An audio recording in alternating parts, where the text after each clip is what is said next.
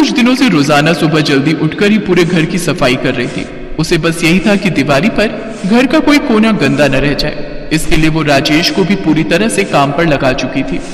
राजीव, पंखे का वो कोना, हाँ वहां से भी साफ करो, वहां से काला हो रहा है। कर तो दिया पूनम, इतना साफ कर दिया कि कोई अपना मुंह देख ले इसमें। अब नीचे आ जाओ। हाँ आ जाओ, अब मैं रसोई साफ करने के काम पर लग रही हूँ।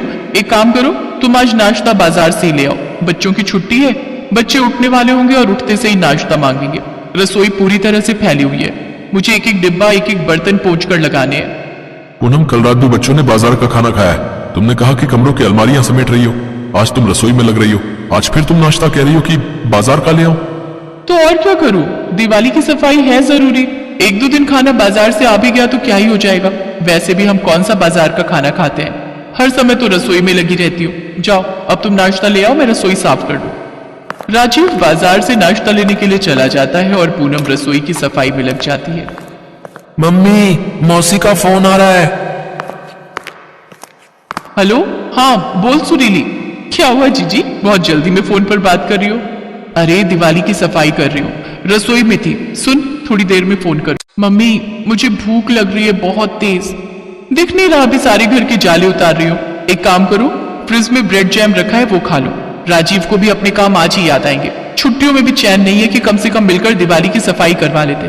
पता है आज धनतेरस है, सारे घर के पर्दे बदलने हैं, सोफे के कवर बिछाने, कितने सारे काम हैं। मम्मी, मेरे पेट में बहुत दर्द हो रहा है और पॉटी भी पतली पतली आ रही है। कोई बात नहीं, थोड़ा पेट साफ हो जाता है, आने दे। पतली आ रही है तो अभी मैं जाले उतार रही हूँ, परेशान मत कर। शैंकी कमरे में जाकर लेट जाता है। पूनम घर के कामों में सांस लेकर जाते हैं। बेटा, आपने क्या खाया था? कब से है लूज मोशन? मैंने भटूरा छोला खाया था।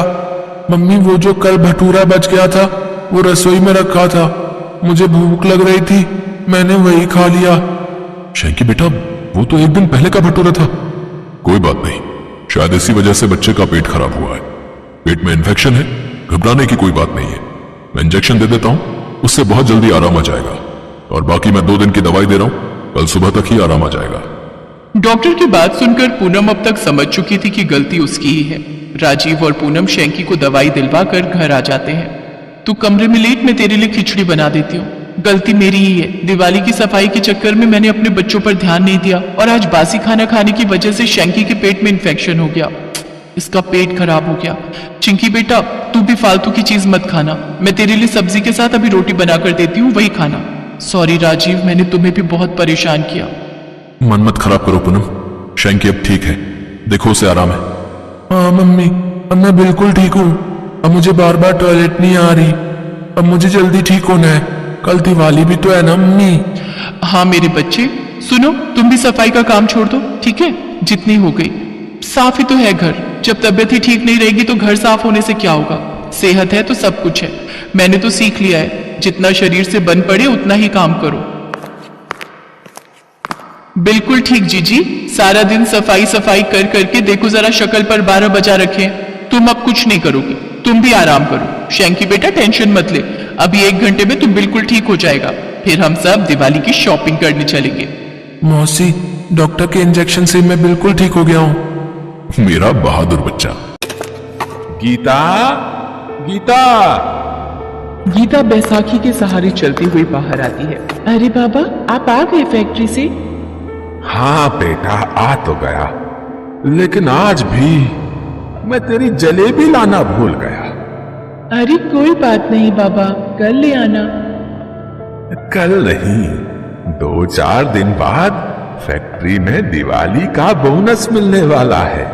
जिस दिन मिलेगा उसी दिन तेरे लिए एक सुंदर सी फ्रॉक और जलेबी दोनों लेता आऊंगा। गीता को पता था। देखते देखते दिवाली भी आ गई। हर ओर इतनी भीड़ है, सभी कुछ ना कुछ खरीद रहे हैं। एक मैं हूं जो बेटी के लिए जलेबी भी खरीद कर नहीं ले जा सकता। गुणी नाम ये सब सोचता सड़क पर चला जा रहा था। तभी एक बड़े से कपड़े की दुकान के बाहर खड़े पुतले पर उसकी नजर गई। उसने बहुत अच्छी फ्रॉक पहन रखी थी। वो उस फ्रॉक को गौर से देख ही रहा था कि दुकान के अंदर से दुकान का सेठ बाहर आया और उससे पूछा, ओए तू क्या घूर रहा है यहाँ? चोरी वोरी करने का इरादा है क्या? तू तो शक्ल से ही चोर लगता है। अरे नहीं साहब, मैं तो बस अपनी बिटिया के लिए ये फ्रॉक देख रहा था। कितने की है ये? तेरे औकात के बाहर की है। चल जा अब यहाँ से। सुबह सुबह पता नहीं कहाँ से चले आते हैं। औकात के बाहर? गुणीराम के कानों में ये शब्द पूरे दिन गूंजता रहा। उस दिन गुणीराम सारा दिन दिहाड़ी की तलाश में भी रहा, लेकिन उसे कोई काम नहीं मिला। शाम को जब वो घर लौट रहा था तो उसने देखा कि उसके जेब में सिर्फ 5 रुपए बचे थे। आज भी कोई काम नहीं मिला मुझे। जेब में सिर्फ 5 ही रुपए बचे। राशन एक दिन और अधिक चल सके। कई बार उन्होंने ऐसा किया है। हालांकि वो खुद भूखे रह जाते, लेकिन गीता को कभी भूखे नहीं रहने दिया। अगले दिन दिवाली थी। गुणीराम सुबह सुबह घर से निकल गया। उसके जाने के बाद गीता पास वाले लक्ष्मी मंदिर में गई। माँ देख, आज दिवाली है, लेकिन मेरे पास ना तो दिया है ना बाती। फिर भी मैं तुझसे कुछ मांगने आई हूँ। तू तो पूरी दुनिया की माँ है ना, फिर क्यों मेरे पापा को तू नहीं देखती? मैं तुझसे लाखों रुपए नहीं मांगती, लेकिन 2 रोटी की उम्मीद तो तुझसे कर सकती हूँ। कल रात भी मेरे पापा बिना खाए सो गए। उन्हें कुछ हो गया तो क्या माँ तू ऐसे ही दुनिया चलाती है? तूने मेरी माँ को छीन लिया। मैंने कुछ नहीं किया। तूने पूरी जिंदगी मेरी किस्मत पे बैसाखी लिख दी। मैं चुप रही, लेकिन मेरे पापा को तो दुख देगी तो मैं चुप नहीं रहूंगी। मैं लड़ूंगी तुमसे, खूब लड़ूंगी। माँ मेरे पापा पर दया कर, उन्हें काम दिला दे माँ, उन्हें काम दिला दे माँ। आज दिवाली है और मेरे हाथ पूरी तरह खाली हैं। आज कम से कम इतने पैसे मिल जाए कि गीता के लिए जलेबी तो लेकर चला जाऊं। गुणीराम ये सब सोचते हुए उसी बड़े से कपड़े की दुकान के पास से गुजर रहा था। आज भी उसकी नजर उसी फ्रॉक पर थी। तभी दुकान का सेठ उसे बाहर निकलता दिखाई दिया। उसे देखकर वो डर गया, लेकिन आज सेठ ने उसकी तरफ देखा भी नहीं। वो बाहर निकलकर अपनी कार में बैठकर निकल गया। वो इतनी हड़बड़ी में था कि उसके हाथ से एक काले रंग का बैग जमीन पर गिर गया। गुणीराम ने इधर उधर देखा और उस बैग को उठाकर खोला। उसमें पैसे भरे हुए थे। अरे बाप रे, इतने सारे पैसे! इन पैसों से तो मेरी सारी समस्या दूर हो जाएगी। गीता के लिए एक फ्रॉक तो क्या, कई सारे कपड़े ले सकता हूँ, ढेर सारी जलेबियां और मिठाइयां भी। गुणीराम खुश तो था, लेकिन उसके मन में कई सारे सवाल भी चल रहे थे। नहीं नहीं, ये ठीक नहीं होगा।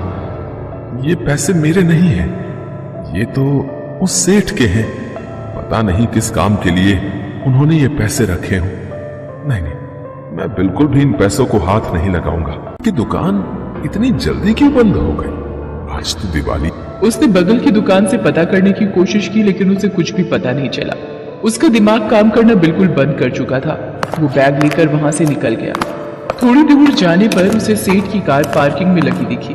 अरे ये तो सेठ जी की कार है। वो जरूर यहीं कहीं होंगे। चलो मेरी मुसीबत दूर हुई। ये बैग उन्हें वापस करूंगा और फिर जिम्मेदारी से मेरी मुक्ति हो जाएगी। वो ये सोच ही रहा था कि उसकी नजर सेठ जी पर पड़ी। वो सामने के अस्पताल के बाहर बदहवास से रोए जा रहे थे। उनके साथ एक औरत भी थी, वो भी फूट फूट कर रो रही थी। वो भागता हुआ उनके पास पहुंचा। उसे लगा वो पैसों के लिए रो रहे होंगे। सेठ जी, आप लोग इस बैग के लिए रो रहे हैं ना? देखिए, आप मुझे चोर नहीं समझिएगा। मैंने ये बैग चोरी नहीं किया। आप अपनी दुकान से बहुत जल्दी में बाहर निकले तो ये बैग गिर गया था। गुणीराम के हाथों में पैसों का बैग और उसकी बात सुनकर सेठ जी सन्न रह गए। हम पैसों के लिए नहीं रो रहे हैं। जानते हो, हमारे इकलौते बेटे का आज बहुत बड़ा एक्सीडेंट हो गया है।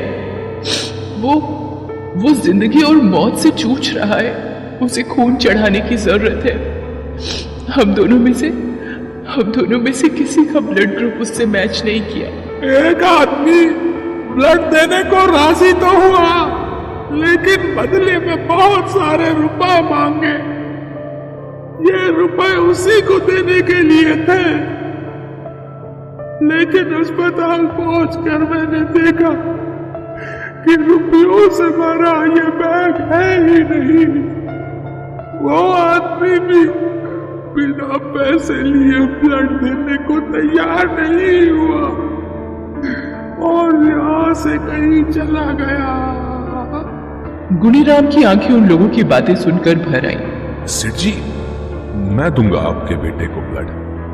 आप मेरा टेस्ट करवा लीजिए, क्या पता मुझसे उसका ब्लड ग्रुप मिल जाए। गुणीराम का ब्लड ग्रुप सेठ जी के बेटे से मिल गया।